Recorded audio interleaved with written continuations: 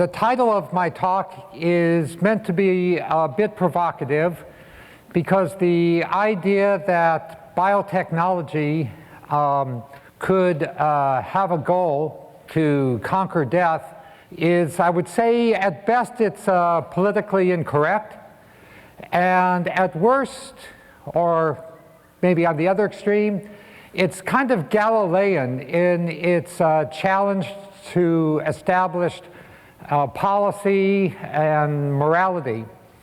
But in fact, I think it's the truth. If you take a look at what biotechnology does, it tries to eliminate diseases and illnesses that end up causing death. My own experience in this field began when my youngest daughter was diagnosed with a life-threatening condition, and we were told that she had just 2 years of life to live, and at the time she was only 8 years old. There were no approved medicines for her condition called pulmonary arterial hypertension. So I used the entrepreneurial skill sets that I had developed in the satellite communications industry, and at the end of the day was able to come up with a pharmaceutical therapy that could halt the progression of the disease.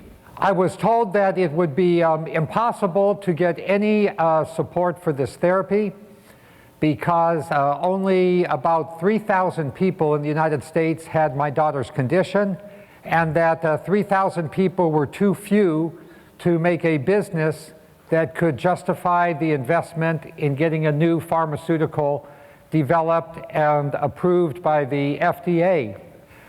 Flash forward to today, very fortunately, my daughter is healthy and in her 20s. And perhaps much more remarkably is that today, instead of 3,000 people having pulmonary hypertension, 60,000 people have it. And that's because there are 57,000 people who would otherwise be dead but are alive because of pharmaceutical treatments that are able to help them manage their condition. Of course, my story is just one of many people's similar stories in the biotechnology field, but I think it demonstrates pretty clearly that the goal of biotechnology is the elimination of death. Once we find a good therapy, we try to find a better therapy. We don't care if the people who our therapies are designed to help are in their 30s, 40s, 50s, 60s, 70s, 80s, 90s, 100. If there are centurions that can be helped by biotechnology therapies, we do it first of all because it's the right thing to do. It's the ethical and moral thing to do. As Aubrey de Grey says so beautifully, old people are people too. So we try to develop these therapies. Secondly, as a biotechnology company, we're of course in business to make money, and 90-year-old people's money is just as green as 30-year-old people. So the fact remains that the biotechnology industry will be relentless in trying to conquer death. Now, the next slide demonstrates what I call a mind clone prosthetic. This is the Bina 48 robot developed by David Hansen. And I think it demonstrates the next wave of biotechnology is going to be in the digital and cybernetic domain, so that when people's bodies begin to fail and their minds are healthy, or their minds begin to fail due to, say, Alzheimer's or dementia, and their bodies are healthy, that biotechnology can also help these individuals stay alive by, in essence, transplanting their mind into a prosthetic, which I would call a mind clone of the individual. Some people find it strange to think of transplanting as taking something out of your body and putting it someplace else. But if you think about it, it's really no different. It's just the arrow goes in the opposite direction when you keep yourself alive by getting a kidney transplant from somebody else to you. It's the same thing, but just going in the other direction to keep yourself alive by taking the part of you which is living, which is you, your mind, and putting it in something else. And in this case, I think the nearest term thing to put it in is a avatar-like prosthetic. Another reason people have difficulty with the concept of mind clone is suddenly they say, well, if I've transferred my mind into a different substrate before my body has totally died or before my mind is totally gone, then my mind is in two different bodies at the same time, or two different places at the same time. But that too is something that I think us humans will get quite accustomed to. I love reading the early stories about when the telephone was first invented, and the folks were on the farm in Kansas, and they received a phone call, jing, jing, jing, jing, jing, jing. Sometimes they got onto their finer clothes before they answered the phone. They picked up the phone, said, hello, this is Aunt Sally from Los Angeles. They were shocked. How could Aunt Sally from Los Angeles be right there in their farmhouse in Kansas? Well, of course, we all take this for granted now that we can actually be in two different places at one time through telecommunications, through Skype video. Ordinarily, some of us are carrying on one existence on Twitter, another existence on Facebook, a third existence in face-to-face life. At the same time, we're conversing with people face-to-face, we're texting with people, we're watching something. So I have no doubt whatsoever that humans will readily adapt to being able to be in multiple places at the same time through their mind clone existing in one substrate while their original mind is somewhere else. A third question that comes up with mind clones is, how practical is this?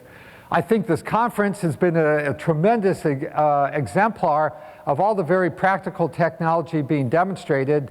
I sort of break mind cloning down into just three easy pieces here. First, you create a mind file, which is a collection of your evidence of your mannerisms, personality, recollections, feelings, beliefs, attitudes, and values. Everyone in this room has a great big mind file in place already. You have it either on your computer or on your personal digital devices. You have it in a cloud, you have it on Facebook, you have it on Twitter, you have it on Google+. You have it wherever you have left a digital footprint, you have a mind file. Even if you have no digital devices at all, you have a mind file because of the impression you've left to other people who have shared their impressions of you in their digital equipment. Over the next 2 or 3 decades, there is a rapid effort to develop mindware. Mindware is software that analyzes a mind file, tunes itself to reflect a consciousness operating persona that reflects the same mannerisms, personality, recollections, feelings, beliefs, attitudes, and values that are in your mind file. So mindware is a consciousness operating system. It is the nuts and bolts of a mind. And the mind file is something that allows that mindware to be tuned to be your precise personality. There is no greater effort going on anywhere in the information technology industry today than the development of mindware. It's often said that Bill Gates says whoever develops the first software that can really naturally understand and interact with human voice will have the equivalent of 100 Microsofts. Well, Ray Kurzweil is at Google already, and I think Google is therefore going to get there first. But I would go further, and I know many other people share this view, and say the first company that develops mindware, a consciousness operating system, will have not 100 Microsofts, but 1,000 Googles. And because of this, everyone from hackers to academic departments, collectives of open source programmers to large corporations are working to develop mindware. They're trying to develop in the medical field for several of the applications we heard about this morning. They're trying to develop it in the defense field. They're trying to develop it in the customer service field. Every single way. So there's no doubt that this mindware is coming into being. When you combine good mindware with a mind file, you have a mind clone. Now, there are a group of people that I would call, with all due respect, cyberconsciousness deniers. It's not that they're like evolution deniers, but they kind of are. And I don't really, I kind of understand where they're coming from, and we'll go through a few slides here to take a look at that. I think, first of all, they're coming from an overreaction to what's called a spooky Cartesian dualism, which is sort of the idea that there could be a mind, the source of the mind is abstracted from the body. And this was a point of view that was bounced around a few hundred years ago, very quickly fell out of favor as science and empiricism ramped up during the last couple of centuries. And this view that the mind must be embedded in biology is, I think, basically these folks have gone too far in overreacting to Cartesian dualism. I completely agree, as a card-carrying materialist, empiricist, that the mind must be embodied, but I would argue that software and hardware work every bit as well as the brain, or fleshware and wetware. Now they counter and they say, well, no, software and hardware can't work as well because the mind is just too complex. But, you know, I beg to differ again, because there are lots of things. Complexity does not mean that you can't replicate a function. Birds are, in many respects, way more complex than airplanes. I mean, they eat worms and they produce children and do all sorts of complex things. Planes have 6 million parts. Birds have 100 billion parts. Yet we fly pretty high, pretty far, pretty fast. So in a nutshell, really, I would say, you know, brains are to birds as, you know, a mind is to flight. You don't have to replicate a bird to fly, and you don't have to replicate a brain to have a mind. Another cyberconsciousness denier point is, well, you'll never be able to replicate the uniqueness of human beings with software and hardware. And I'm so glad that I came, you know, after Marvin Minsky, because I think Marvin Minsky has, you know, really demolished that cyberconsciousness denier point of view, especially like in his book, The Emotion Machine, where he shows that, you know, our number of unique traits, I've shown just in this numerical example, suppose we only had 5 unique traits, 5 definable personality traits, the big 5 called in psychology. And suppose you had like 100 positive and 100 negative levels of each trait. Combine these together, you have like room for over 300 billion unique people. In fact, the numbers get even much larger than that. And as Marvin Minsky shows in The Emotion Machine, the different ways you combine together our unique experiences with all the ways to connect those experiences together creates a blistering diversity of unique capabilities. Marvin Minsky has this great, brilliant phrase. He says, the fact that all of our uniqueness and diversity can be replicated in software is not something to be sad about, it's something to be happy about, it's something to be very joyful. It makes that we are no less awesome that we could be replicated in software. I'd say it makes us even more awesome. So coming around to the 2045 Avatar project, of which I'm a huge supporter of, I look at this as a healthcare project, something that's going to give rise for lots of biotechnology entrepreneurship opportunities for people getting their fair share of that 1,000 Googles worth of business opportunity. It's a life-enhancing, life-extending biotechnology opportunity because it enhances life. Almost everyone has a mind file. The Avatar 2045 project is not something just for the wealthy. Everybody has a mind file. Our foundation, shown here on this slide, the Terasem Foundation, and its LifeNaut project at lifenaut.com, this is open to and has the capability for and the intention for everybody. I'm talking about billions of people who have access to any kind of a smartphone, any kind of a computer, can create a mind file and keep it for free. Of course, you don't need us at LifeNaut. You can do that on Google. You can do that on Facebook. You can do that on hundreds of other social media sites. So building a mind file is for everyone. Mindware will end up as a commodity product, just as mapping software is, spell checking software is, word processing software is. There is no additional expense in extending Mindware to the 1,000th and the 1,000th and the 100 millionth and the 200 millionth user, the billionth user. There's no incremental expense associated with that that's worth counting, and therefore Mindware will similarly be available to everyone. mind clones will be as democratized as our cell phones today. To me, though, all these things about mind clones are super cool, super exciting, but I'll be straight up honest with all of you. What I love most of all about cyberconsciousness is that it's so clear to me that cyberconsciousness is alive. Now, there are many different definitions for life. My favorite definition comes from Erwin Schrödinger, who is actually a physicist, but wrote a great book in the middle of the 20th century called What is Life? And in that book, he defines life very clearly, as it was Schrödinger's nature, as the expression of a code that enables self-replication and maintenance against disorder. Of course, mind clones will be able to do it. It's an expression of code. They'll be able to copy themselves. Darwin had his own definition of life. Take a look at that definition of life. Mind clones and software generally can do that.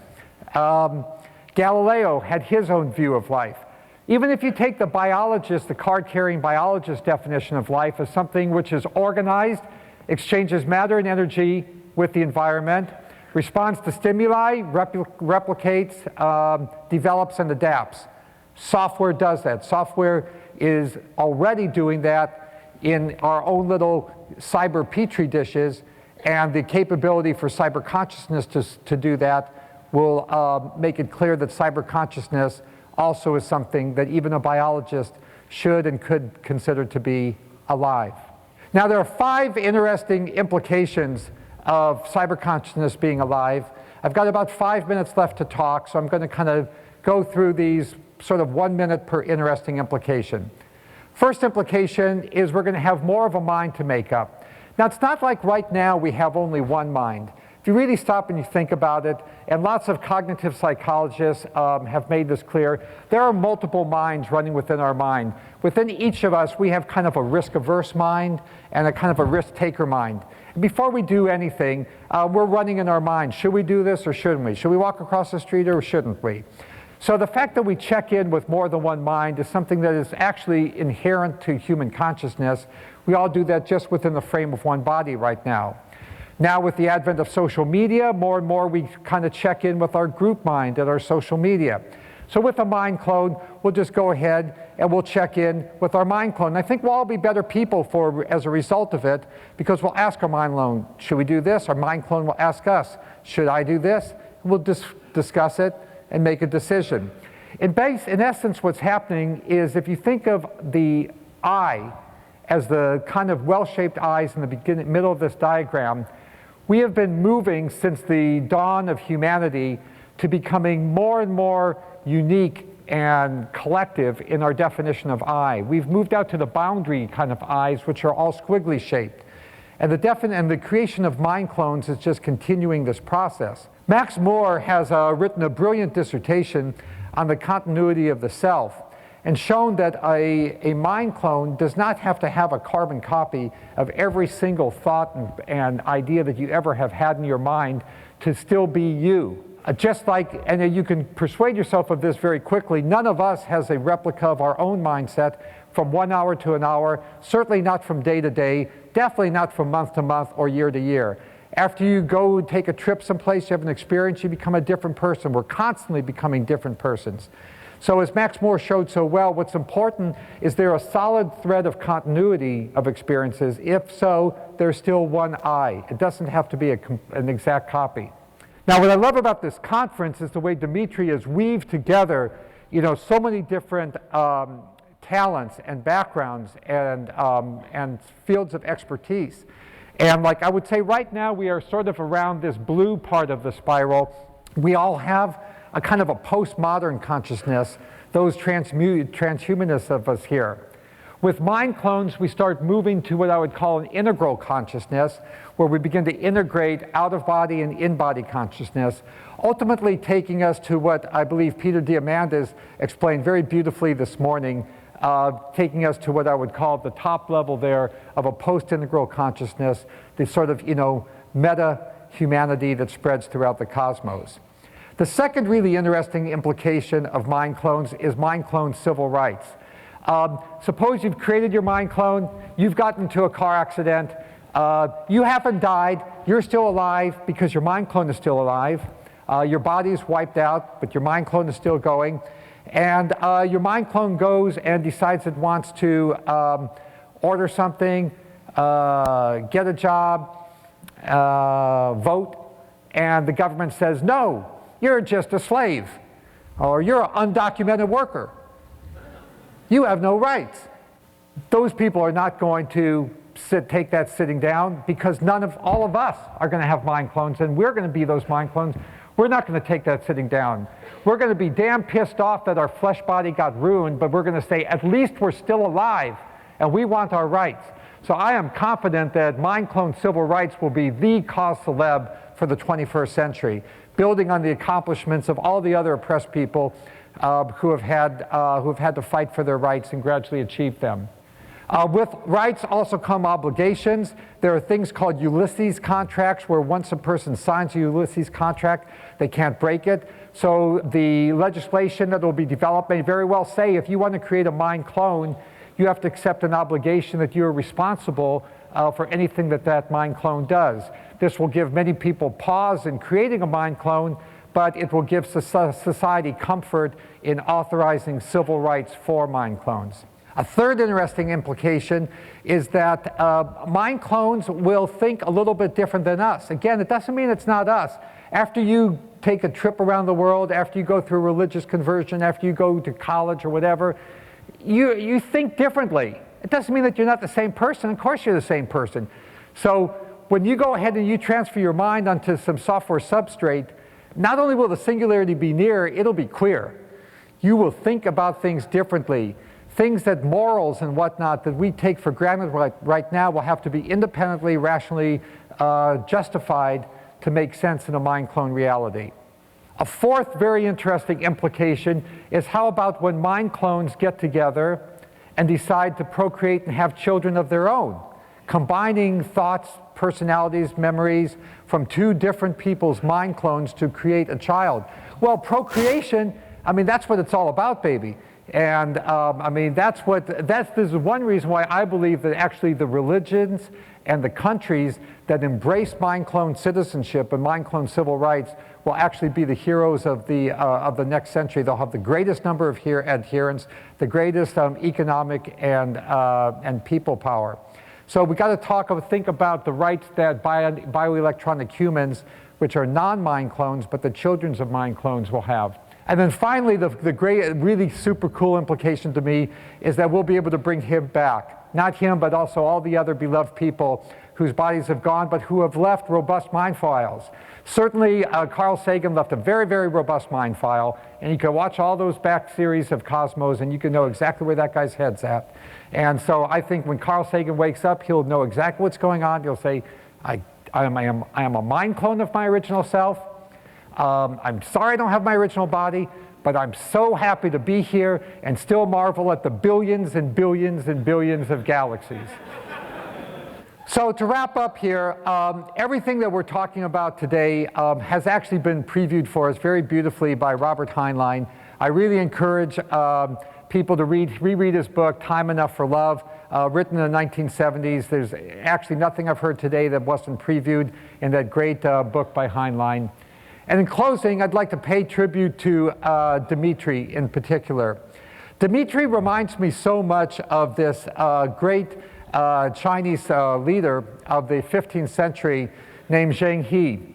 Now, 15th century China was the most advanced and powerful country on the earth. I would say, relatively speaking, 15th century China was far more powerful and technologically advanced in the 15th century than, say, the US is relative to the rest of the world today. It was a tremendous powerhouse. They built the greatest maritime fleet and had the greatest maritime technology that's ever seen.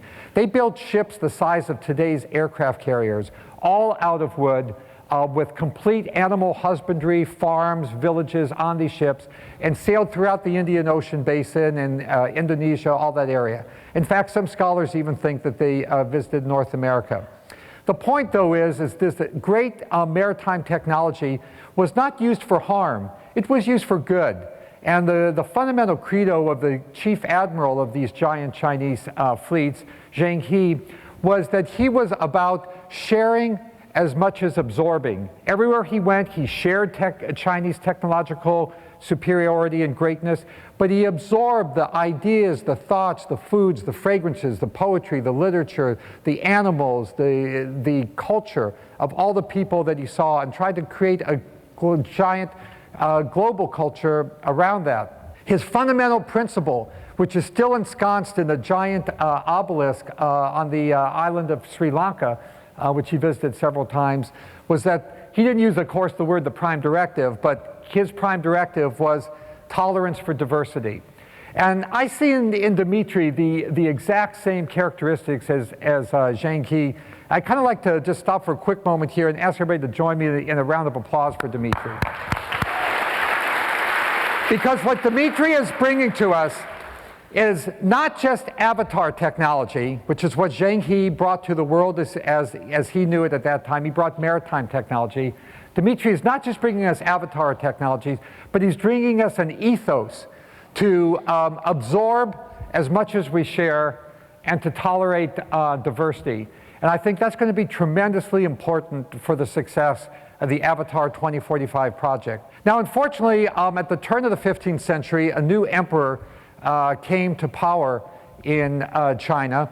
And this new emperor just didn't get it and called all of Zheng He's massive fleets home, chopped up all these beautiful ships, the likes of which were not to be seen again for hundreds of years, chopped it all up into construction wood and kindling, and abandoned all Chinese maritime pretenses. Within 100 years after that, European ships visited Chinese shore, promptly vassalized, colonized, oppressed China, and it stayed in that state for hundreds of years until really just fairly recently in this century is China coming out of that. So the lesson here is really clear. Avatar technology is coming. Just like anybody could see in the 15th century, maritime technology was coming. We're either going to be part of it or we're going to be trounced by it. In closing, I could not really have any greater words of wisdom to share than those of Bob Dylan. The times, they are changing. Better start swinking or you'll sink like a stone.